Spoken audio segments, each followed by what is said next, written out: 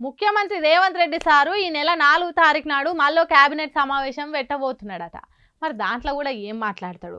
6 గ్యారెంటీలు పురాగా అమలు చేయకపోతిమి, ఇస్తామన్న రైతు భరోసా పథకం ఇప్పటికీ అమలు చేయకపోయేవాడితిమి, మహిళలకు 2500 ఇవ్వకపోతిమి అనే ముచ్చట్లే మాట్లాడతారా?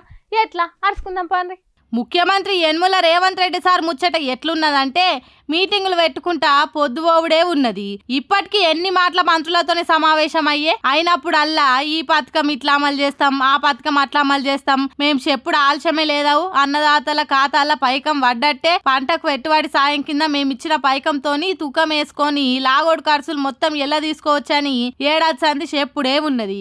ఏమాయే ఇప్పటికి దాని ముచ్చట్నే లేదాయే. మళ్ళా సంక్రాంతికి అనబట్టిరి. మహిళలకు 2500 ముచ్చట్లు మాట్లాడతారా? కొత్త కూపన్ కారెట్లు ఎప్పుడు ఇస్తారో చెప్పరా? నిరుద్యోగులకు ఉద్యోగాలు ఎప్పటి వరకు పురాగా భర్తీ చేస్తారో చర్చిస్తారా? బడికోయే ఆడపిల్లలకు స్కూటీలు ఎప్పటి సంధిస్తారో అనుకుంటారా? మూసీ నదిలో మురికి సాపు ముచ్చట మళ్ళా ముంగటేసుకుంటారా? ఫ్యూచర్ సిటీ స్మార్ట్ సిటీ సంగతి ఎంతవరకు వచ్చిందో సావధానంగా చర్చిస్తారా? ఇట్లా చెప్పుకుంటా పోతే 6 గ్యారెంటీల నుంచి మొదలు పెడితే 66 అబద్ధాల దాకా పెద్ద లిస్టే ఉంటది. అన్ని చర్చకు వస్తాయా అంటే ఎన్ని మాటల మీటింగులు కాలేదు, ఎన్ని మాటల మంత్రులు ముఖ్యమంత్రులు దాటగొట్టలేదు. మళ్ళీ ఈ సంక్రాంతి వరకన్నా అన్ని అమలైతాయా అంటే కేబినెట్ మీటింగ్ అయినాకనే తెలిసేటట్టున్నదని అంటున్నారు. కప్పదాట్ల కాంగ్రెస్ ప్రభుత్వం పనితనం కళ్ళారా చూస్తున్నోళ్ళు.